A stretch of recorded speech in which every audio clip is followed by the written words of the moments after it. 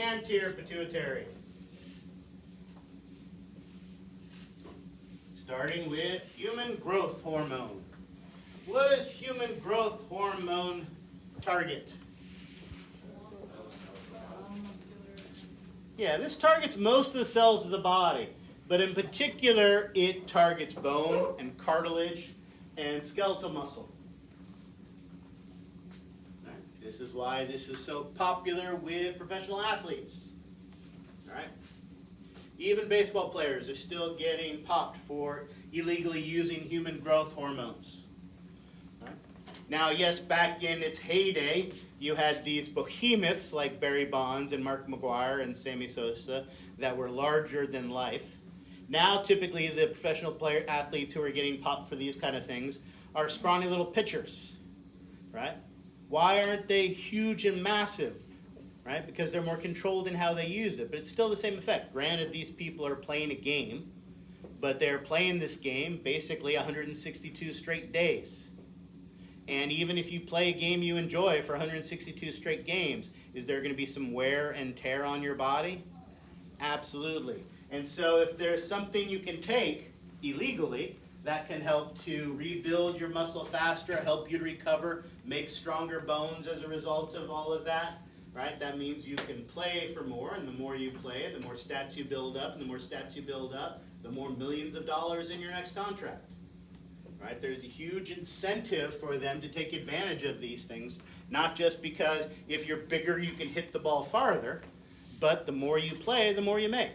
It really is that simple in baseball, which is one of the reasons why you really see still a lot of abuse of these things here. Right? There are advantages to this, right? There are certain types of dwarfism that are caused by the epiphyseal plates closing prematurely. Right? And as you know, the epiphyseal plates are how your bones grow in length. So if you take these, so if they close prematurely, then you only get to be this tall. So there are certain types of dwarfism that can be resolved, or at least assisted, by taking human growth hormones. If we take human growth hormones, we can stimulate faster bone growth. And some of these people can see as much as a 2.5 increase in their height. And I know that doesn't seem like a lot, but if you're talking about the difference between 4'10" and 5'1", is that a big difference for those individuals? Yeah, that can be a really big difference. So, and again, there are some benefits to this, but like most things, once we understand how to use it, we abuse it to our advantage. Of course, as we just finished talking about, the effect of these things is to both stimulate cell growth, increase protein metabolism, so you repair that muscle more quickly, helps us to more efficiently metabolize fats as opposed to carbohydrates. Of course, the downsides of all of this protein synthesis and bone growth is the effects on cartilage. One of the things that you see in people like Barry Bonds and people like Sammy Sosa is their hips and knees pretty much don't work anymore, right? Because of all of that abuse of these types of hormones have led to a thinning and damaging of their articular cartilage, affecting their joints. Right? Barry Bonds isn't 6 feet tall because obviously his epiphyseal plates closed on his long bones. But you know what doesn't close till a little bit later in life? Your sutures. So his head is like 5 times the size of a normal individual's when he was taking his hormones. Right? Allegedly. All right. Questions on that? And now that we're in the anterior pituitary, how are this and all the other hormones of the anterior pituitary regulated? Hormonally. Say again?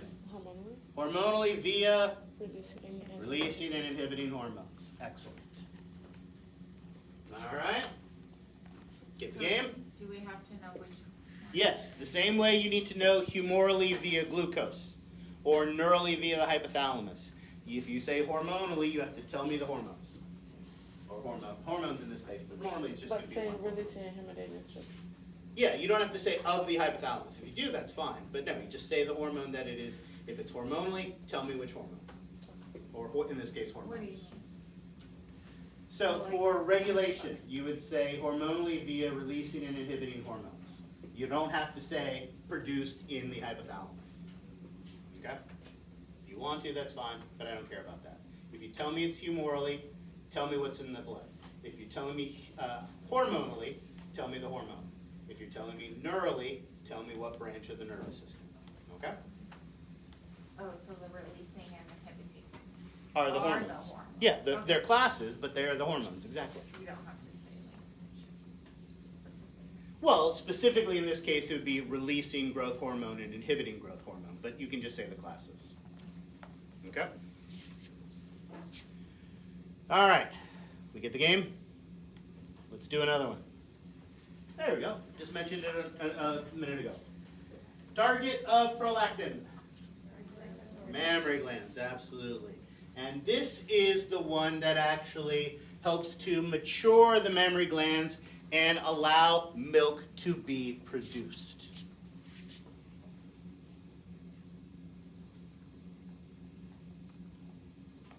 You said it includes maturation of the mammary gland? Some. Okay. There, as we'll see when we get to reproduction, there's like human chorionic somatomammotropin. That's the primary one that matures the gland from an immature to a mature capable of producing milk. And then this one furthers that maturation, but more importantly, this one causes milk to be produced.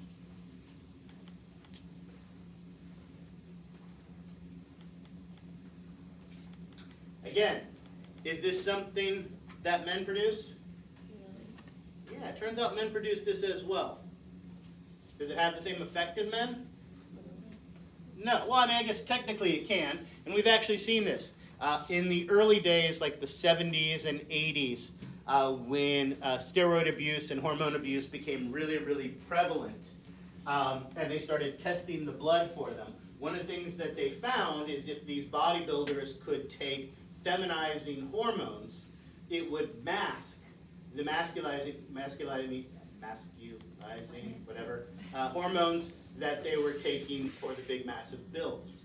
However, one of the byproducts with that is it was not uncommon for these bodybuilders to develop breasts and even start lactating as a result of this. Right? So again, the things we do to look good on the outside. That doesn't mean that males don't produce it naturally. We do. However, we don't fully understand what the effect of prolactin is in males. We believe it plays some role in enhancing the production of testosterone and may play a role in enhancing secondary sexual characteristics. What do I mean by secondary sexual characteristics? Yeah, the things that help us to tell the difference between a boy and a man. Right? Things like secondary hairs, buccal, thoracic, axillary, pubic hairs. Right? A widening of the shoulders, a thickening of the Adam's apple. All those things we associate, deepening of the voice. All those things we associate with becoming a mature male. This prolactin may help to enhance either the testosterone production or the enhancement of these secondary sexual characteristics. So then in what way would bodybuilders be using prolactin to mask their use of steroids if it enhances testosterone? Well, we don't know. We don't fully understand this. The reason they would take feminizing hormones is because when you do the blood test, it masks that the larger numbers of them. So it masks it that way. So they were doing it as a masking agent. Okay. What effect it was having on the males, the normal levels we don't know about, but we do know when they were abusing it, they could actually start lactating as a result of it. All right. There's always that alphabet soup word, right? But that alphabet soup word that you can be guaranteed with all certainty you're going to have to spell at some point often tells you everything about it. Adrenocorticotropic hormone. What does adreno refer to? Adrenal gland. Where's the adrenal gland located? Top of the kidney. Excellent. So here is the kidney, and on top of the kidney, not drawn to scale, is the adrenal gland. Now, the adrenal gland, like many of the structures we've talked about in the body, many more we'll talk about, and heck, for that matter, the kidney as well, have a chewy nougat center and a candy-coated shell. When we have this type of organization, what do we call the inner part? Medulla.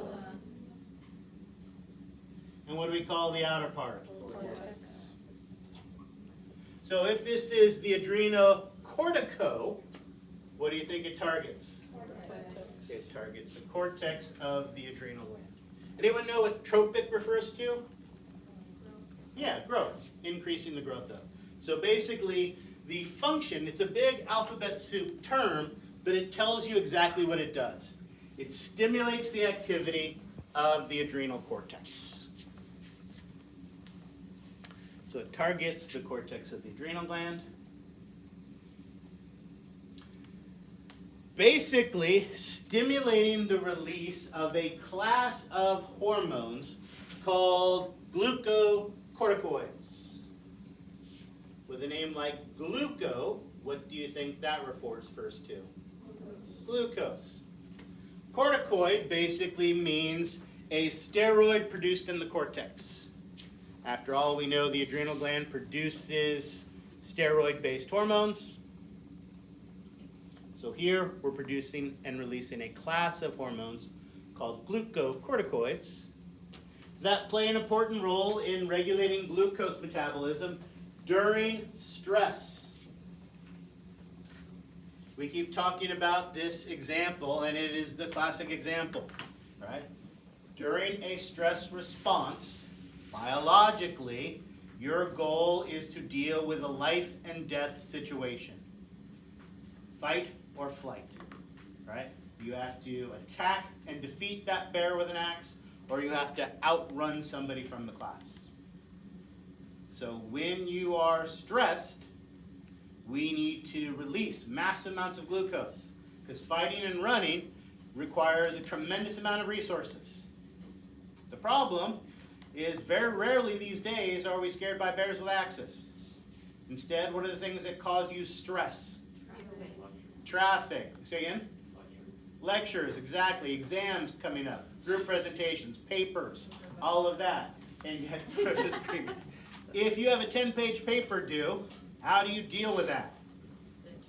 Yeah, you sit and do this, right? If you do the good thing, right? Otherwise, you avoid it. But if you're not avoiding it, eventually you have to deal with it. Sit and do this. And if you sit and do this, are you using all of those resources that are being mobilized for that exercise and energy and activity? No. And so as we talked about, what happens in those situations? If you're not using all those excess release, they're stored as fat. Right? So this is a good thing because it helps to protect you from life or death situations, but unfortunately most of our stressors aren't life and death. Most of our stressors don't involve physical activity anymore. So, take-home message, have kids, you will look like me. There you go. Exactly. All right? All right. And, goes without saying, how is our adrenocorticotropic hormone regulated? There you go. Hormonally via releasing and inhibiting hormones. Excellent. All right. Questions on that? All right. In our anterior pituitary,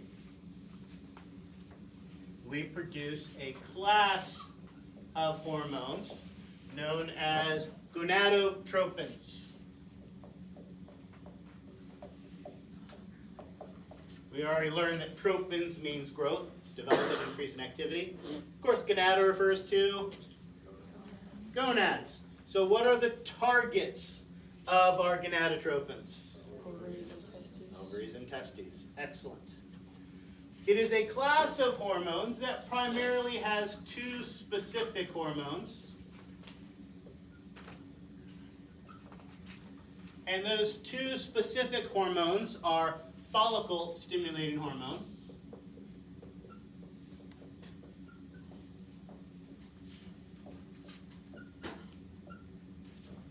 and the other one is luteinizing hormone. Both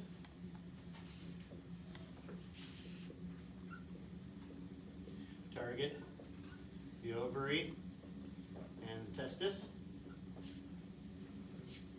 Singular. The other one singular.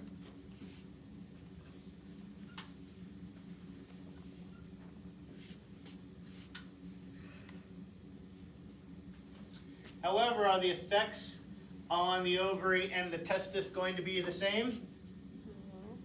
No, clearly not, because the ovaries and the testis don't do the same things. So let's talk about these. Follicle stimulating hormone targets the ovary and the testis, or there I did the plural, ovaries and testes. In the ovary, it leads to the maturation of the eggs.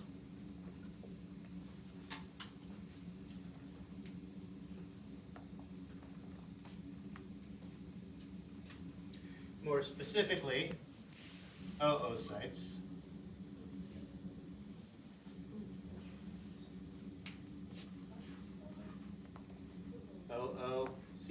oocytes. If we wrote eggs, would that be okay?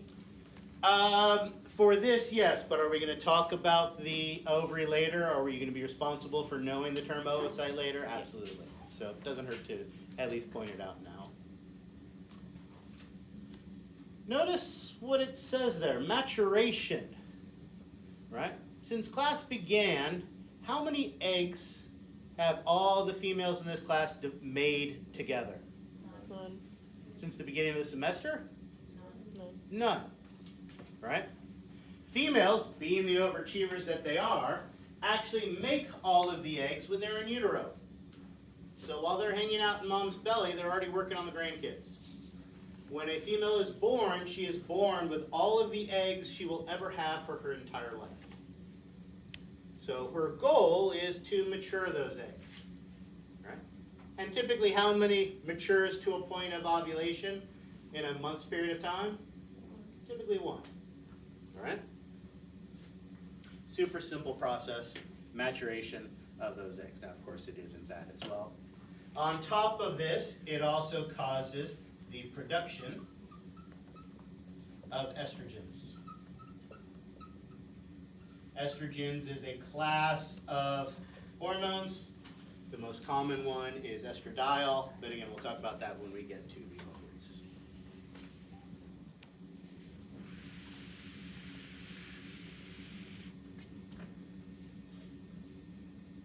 In males, follicle stimulating hormone stimulates sperm production.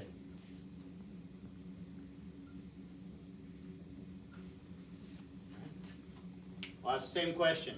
How many sperm have all the males in this class collectively made since the beginning of class? Too many, exactly. I don't think there's a number big enough, right? Gajillions.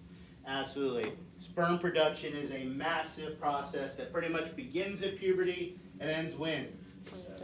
Yeah, pretty much 15 minutes after death, right? So much tremendous amount of metabolic activity and energy goes into producing sperm. Quite frankly, I'm surprised we're required to do anything else. We should be able to just sit and make sperm, and females should do everything else. All right? So, that is what our follicle stimulating hormone does. And of course, how is it regulated? Hormonally via. There you go. Excellent. So let's talk about luteinizing hormone. As we talked about, same targets, the ovary and the testis, or the ovaries and the testes. In the ovary, luteinizing hormone triggers the production of, how am I going to do this? I'll do it this way. A class of hormones called progestins. And the most common specific one is progesterone.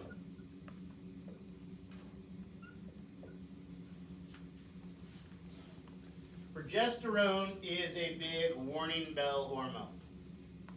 Basically, this occurs after ovulation has occurred, and this is the ovary's way of saying, hey, I just released an egg, fertilization can occur any minute, get ready to be pregnant. And that is what progesterone does.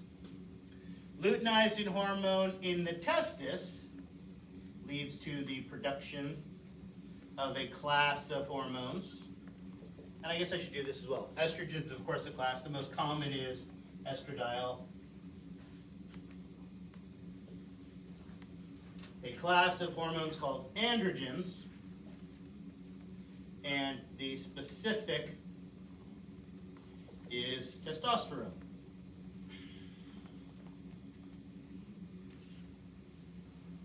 And the reason I went through all of that is because it makes it easier for me to remember, because progesterone and testosterone rhyme.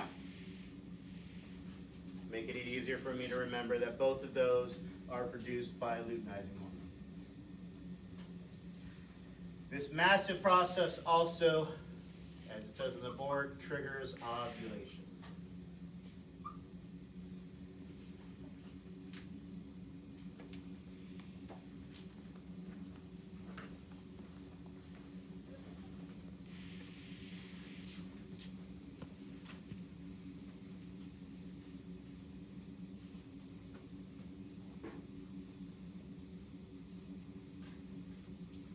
And how is luteinizing hormone regulated? Hormone through releasing inhibiting hormones. There you go. Look how it just rolls off the tongue now. Hormonally via releasing and inhibiting hormones. Excellent. All right. Questions on those? All right, let's finish things off. What's the target of thyroid stimulating hormone? Oh, yes. I'm sorry? Yes, but remember, these are hormones that are produced by the ovaries and the testes. So let's get to the ovaries and testes, and then we'll talk about what their hormones do. Okay.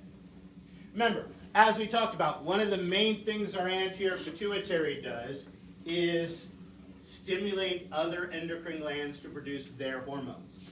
So we'll talk about the effects of those hormones when we get to those glands. All right. Here's an easy one. Thyroid stimulating hormone targets what? Thyroid. There you go. What's its effect?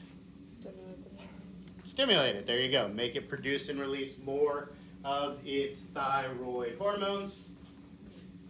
Doesn't it produce the T3 and the T4? Yes, those are specific hormones. The class are thyroid hormones.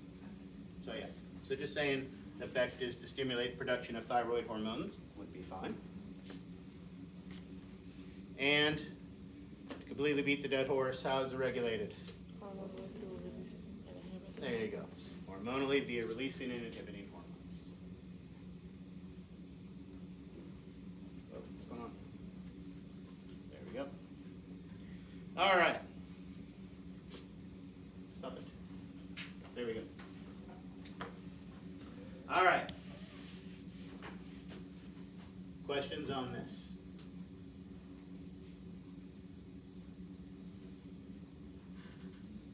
All right. Now, let's talk about that last hormone from the anterior pituitary. Remember, we talked about how the pars intermedia is different from the rest of the anterior pituitary. Glandularly, it looks different, and we said it produces a different hormone. Melanocyte-stimulating hormone is the only hormone that can be produced by the pars intermedia. All right? Notice what I said there. I did say can be produced. I didn't say is produced. And that is because most of us don't have a significant level of melanocyte-stimulating hormone in our blood. Little to none. Now, with a name like melanocyte-stimulating hormone, what do you think that means? Stimulates melanocytes. What do melanocytes do again? Produce melanin. That's the thing that makes you sleepy? No. Oh, yeah, it's the pigment of your skin, right? So melanin-stimulating hormone could stimulate my skin to produce melanin. That'd be really awesome for when that bear with an axe comes in the room. Because instead of fighting or running, I could just change my skin to match the wall and blend in, right? Or if I'm getting ready to go to Hawaii for the weekend, I can just think about it and my skin will get nice and tan to protect me before I even get on the plane. Are we able to do that? No. No. This is a hormone that we know can be produced. If you get a tumor in this region of your pituitary gland, you can inappropriately produce this hormone, and your skin gets very dark. It's one of the key signals that you may have a tumor in this area, right? But it isn't something we typically use. Are there other organisms, frogs, chameleons, things like that, that have the ability to change their color, to change their appearance, relatively rapidly from things like that? Yeah, exactly. So there are others that use this. We have the ability to produce it, but it isn't typically something we normally use. So here's what we know about it. We know, obviously, it's produced in the pars intermedia. What would the target of this hormone be? Melanocytes? Melanocytes. And what would the effect of this hormone be? Change skin color? Yeah, production of melanin, darkening of the skin, right? Absolutely. However, if this is not something we normally use, is this something that we understand how it's regulated? No, we really don't understand and know how it's regulated, right? Granted, it's glandular tissue and it's in the anterior pituitary, so it might be controlled by the hypothalamus, but since it's not a hormone we normally make, have we found releasing and inhibiting hormones for a melanocyte-stimulating hormone? No. So for that, you can put a bit of X through it. We don't know how it's regulated, so we're not going to worry about it, because it's really not a hormone that is functional. But it is unique in that it is the one that is, and only one that is produced in the pars intermedia, or can be produced in the pars intermedia. So, this hormone is not made like when we're getting cancers? No, as you know, it's UV radiation stimulating the melanocytes, and that causes them to increase their melanin production. So this doesn't have any effect on our getting tan from the sun. So would it affect like babies in utero? To I mean, stimulate? theoretically, if they produced it, but we don't produce it. So, yeah, I mean, it's not something that a normal human produces. It's something that we have the potential to produce, but it's typically not used. So we really don't fully understand what or why or how or anything like that. So we acknowledge that it's there. We acknowledge that it's unique in that it's found in if it was produced, it would be produced by the pars intermedia. And we theoretically understand what it would do, but we don't know why or how. Is this the only hormone that we care about that's produced there? Yes. Okay. Yes. All right. Questions on that?